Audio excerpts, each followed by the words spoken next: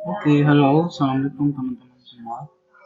Baik, ini video rekaman yang saya buat untuk sedikit menjelaskan mengenai hasil food pelaksanaan kuliah blended learning beberapa minggu lalu yang pernah kita lakukan, yang saya kirimkan teman-teman Google Form-nya waktu sebelum UTS kalau nggak salah ya, sebelum UTS. Nah, jadi seperti yang saya katakan kemarin bahwa nanti setelah UTS akan saya umumkan bagaimana hasil dari vote-nya dan kesepakatan serta keputusan yang diambil dari hasil vote dan alasan yang teman-teman utarakan dalam vote atau Google Form yang telah saya bagikan sebelumnya. Baik, langsung saja. Jadi di sini saya akan menampilkan hasil vote dan beberapa alasan yang representatif dari semua kelas yang saya ampu dalam kuliah perancangan jaringan irigasi. Jadi tidak per kelas. Ini memungkinkan saya untuk memberikan kesimpulan yang komprehensif sehingga tidak berpihak terhadap satu kelas atau apapun. Dan teman-teman juga bisa lihat hasil dari kelas yang lain. Baik, nah untuk hasil vote ini dari kelas 4D sampai 4D, itu 4D dari 16 respons yang masuk ada sekitar 87,5% yang setuju terhadap beberapa poin kemarin dari surat edaran dan poin-poin yang disepakati dari yang saya kirim di Google Form. Kemudian ada 12,5% yang tidak setuju.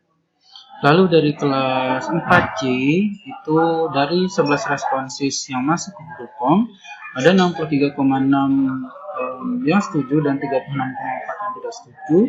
Dan dari kelas 4D ada 22 responsis yang masuk dengan yang setuju sebanyak 77,3% dan yang tidak setuju sebesar 22,7%. Sehingga saya bisa rata-ratakan dari semua hasil vote dari semua kelas ini sebanyak 76,13% itu menyatakan setuju dengan poin-poin kesepakatan yang ditawarkan untuk kuliah blended learning dan sebanyak 23,86% tidak setuju.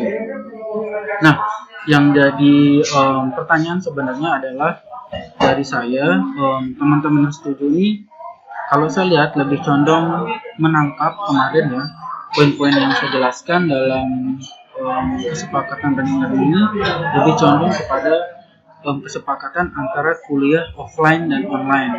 Padahal sebenarnya maksud saya adalah yang saya tekankan dan poin-poin yang disepakati itu adalah dengan menyepakati keseluruhan poin, bukan hanya poin kuliah offline atau kuliah online saja. Nah, dengan menawarkan poin-poin kemarin itu, saya harap sebenarnya ya teman-teman bisa setuju semua karena itu sifatnya lebih ke fleksibel juga. Jadi buat yang setuju memang dan bisa menjangkau kampus, lalu tidak di luar Pulau Lombok, itu dipersilahkan untuk mengikuti kuliah offline dengan catatan menerapkan fokus dan skenario-skenario yang telah dijabarkan sebelumnya. Kemudian bagi yang tidak setuju, yang tidak bisa menjangkau kampus atau tidak bisa mengikuti kelas offline, nanti bisa mengikuti kelas online dengan metode belajar yang telah ditentukan oleh dosen pengampu masing-masing. Jadi simpelnya seperti itu sebenarnya teman-teman. Sebenarnya kemarin itu saya tidak menanyakan persetujuan apakah kita mengikuti kuliah offline saja atau kuliah online saja gitu. Enggak. Itu maksudnya adalah persetujuan kita menerapkan kuliah blended learning. Nah, jadi seperti itu ya. Nah, jadi saya anggap teman-teman yang menjawab atau sepakat dengan setuju pada Google Form hasil vote ini, saya anggap setuju dengan poin-poin yang telah saya jabarkan dan tidak setuju dengan poin-poin yang telah saya jabarkan juga. Bukan setuju terkhusus atas dilaksanakan kelas offline atau tidak setuju atas pelaksanaan kelas offline dan sebaliknya. Jadi seperti itu ya. Oke. Nah, ini beberapa alasan atau dasar teman-teman yang saya tangkap yang saya anggap representatif untuk dijadikan dasar. Yang pertama ini ada kebanyakan ya, itu kira-kira seperti pemahaman materi gitu ya, kemudian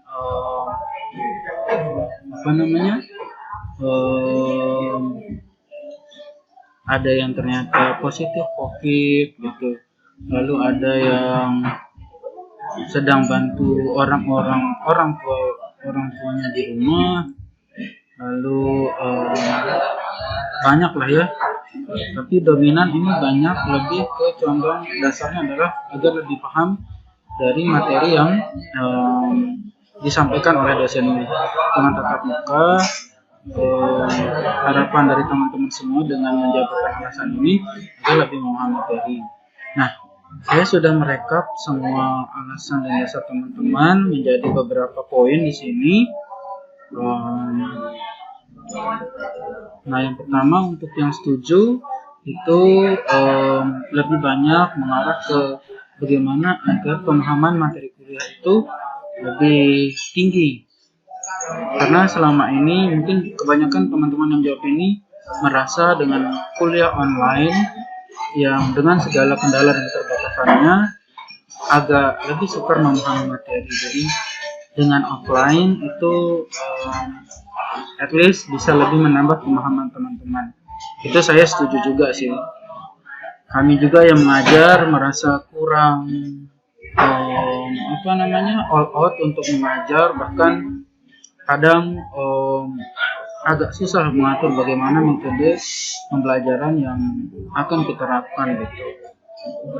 Dengan ada tatap muka, harapannya lebih mudah kita untuk berinteraksi, berdiskusi dan menjelaskan materi. Kemudian ada yang setuju karena alasannya adalah SPP mahal, sayang aja uang SPP-nya gitu ya.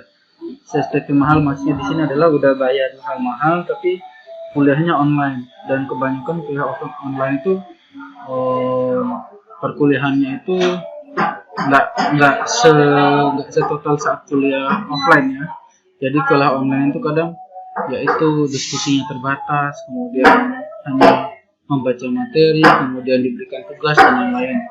Sedangkan yang sudah dibayarkan SPP-nya itu mahal. Nah itu ya make sense juga kami terima. Kemudian nah ini yang menurut saya agak lucu dari teman-teman, ya tapi make sense juga sih. Banyak dari teman-teman semua yang kangen ternyata dengan teman-temannya, sudah lama tidak berjumpa. Jadi dengan kuliah offline itu menjadi alternatif untuk bersilaturahmi kembali, kemudian menemui teman-temannya kembali, sehingga itu menjadi semacam semangat lagi untuk melakukan perkuliahan gitu ya. Mungkin dengan bertemu teman-teman yang semangat kuliahnya makin tinggi. Ya ini sama ya, kangen dengan suasana offline. Lalu ya ini yang agak miris sebenarnya, ternyata agar kuliahnya lebih terurus. Dari kata-kata ini menggambarkan bahwa ternyata ya banyak juga ya di kelas-kelas atau mata-mata kuliah yang perkuliahannya itu tidak berlangsung dengan baik gitu, atau kita bisa sebutnya itu dosennya jarang masuk atau tidak terurus atau tidak jelas keberlangsungannya dan sebagainya. Nah itu jadi bahan evaluasi juga buat kita. Saya terima sebenarnya memang kabar-kabar itu dari teman-teman kalian yang lain. Ya hanya saja memang kelas yang bersangkutan itu sedang dievaluasi oleh pihak fakultas untuk melaksanakan perkuliahan seperti jadwal yang telah ditetapkan agar tidak bolong-bolong atau bahkan tidak terurus gitu. Ya saya harap di kelas saya itu kalian tidak menilai itu tidak terurus gitu ya. Semoga walaupun dengan kita kebanyakan belajar secara mandiri, tapi kita tetap melakukan perkuliahan sebagaimana jadwal yang telah ditentukan. Nah, ini rangkuman masalah untuk teman-teman yang tidak setuju dari perkuliahan atau tawaran kesepakatan dan planning. Itu pertama, masih banyak yang ya kita bilang parno juga ya. Sebenarnya saya juga parno sih sama COVID, walaupun tiap hari ke kampus, tapi ada juga kekhawatiran yang buat kita itu mikir, ya namanya kesehatan nggak bisa ketebak ya. Kita ada kemungkinan juga buat terpapar virus tersebut. Jadi untuk preventifnya, untuk teman-teman yang setuju ini, mungkin kuliah offline-nya itu di online-kan semua gitu, untuk meminimalisir kejadian kasus COVID yang meningkat sekarang ini gitu ya. Ini make sense juga, kami terima juga. Kemudian bantu orang tua di kampung, ya betul. Ya kita tahu juga masa pandemi ini ekonomi turun juga ya teman-teman. Ya untuk teman-teman yang masih di daerah juga, kami maklumi untuk keberadaan di kampung dengan tujuan tertentu. Ada yang memang balik kampung agar suasananya lebih nyaman, belajarnya mungkin ada juga yang memang benar-benar untuk membantu orang tuanya di rumah. Nah, ini make sense juga, jadi kami terima. Lalu ada yang banyak juga dalam keadaan bekerja, agak susah memanage waktunya untuk kuliah dan kuliah secara blended learning gitu, offline dan online gitu. Mending ya semua online aja gitu ya anggapannya. Kemudian ya ternyata teman-teman ya, faktanya dari beberapa teman-teman yang mengisi Google Form ini ada beberapa yang positif COVID-19. Nah, ini juga yang saya takutkan sebenarnya. Ya makanya dari beberapa poin-poin yang sudah saya jabarkan untuk disepakati kemarin, melihat dari dasar-dasar atau alasan-alasan yang teman-teman utarakan, maka dari poin-poin skenario yang kemarin ditawarkan, seperti satu yang kemarin tidak dipaksakan untuk masuk oleh daerah, kemudian simulasinya itu dilaksanakan dengan masing-masing jadwal kuliah sebelumnya, kemudian perkuliahannya untuk offline-nya nanti dilaksanakan separuh mahasiswa yang dilakukan selama 2 minggu sekali, lalu perkuliahannya kurang waktunya 1 jam saja dan sebagainya.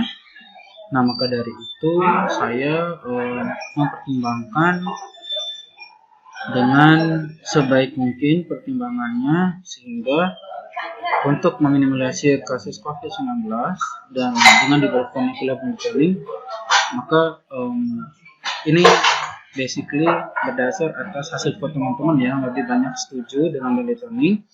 Tapi pertimbangan saya adalah yang ini menjadi kesepakatan dan keputusan akhirnya, maka diputuskan kelas offline dilaksanakan. Ini untuk kelas offline aja ya, dilaksanakan dengan catatan. Pertama, kelas offline dilaksanakan tidak setiap pertemuan. Jadi maksud saya adalah nanti itu mempertimbangkan beberapa alasan yang tadi yang teman-teman sudah utarakan. Jadi kita melakukan kelas offline-nya itu tidak sepenuhnya dilaksanakan sesuai jadwal seperti yang telah ditentukan fakultas. Jadi saya memberi kebijakan kepada kelas-kelas yang mampu agar kelas offline-nya nanti kita adakan memang jika sangat-sangat perlu saja, tidak setiap minggu gitu ya. Nah, dirasa perlu itu ya tetap dengan skenario yang sudah disampaikan di slide sebelumnya, seperti slide yang ini dari 6 poin ini. Kemudian, nah yang maksud saya adalah poin yang dirasa perlu itu nanti ketika misalkan kita peruntukkan pertemuan offline-nya untuk kegiatan asistensi tugas wajib, atau memang untuk materi kuliah yang dirasa itu cukup kompleks materinya, seperti hitung-hitungan. Nah, itu yang perlu penjelasan tatap. Nah, nanti untuk yang online kita buatkan video tutorial sesempatnya. Kemudian untuk poin kedua, nah kelas offline ini dilaksanakan jika ada pemberitahuan sebelumnya dari dosen. Jadi maksud saya adalah karena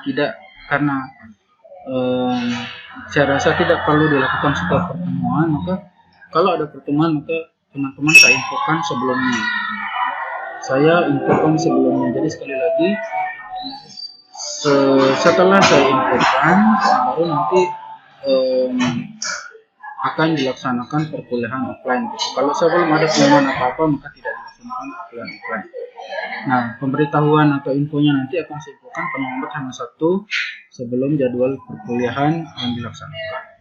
Nah, poin ketiga, ini yang penting juga untuk teman-teman yang berada di luar Pulau Lombok, tidak dipaksakan untuk mengikuti kelas offline, tapi memang jika memang niatannya balik ke Kota Mataram atau ke Pulau Lombok, maka ya dipersilahkan nanti ketika kelas offline dilaksanakan sampai sebelum kelas ini, teman-teman juga bisa gabung.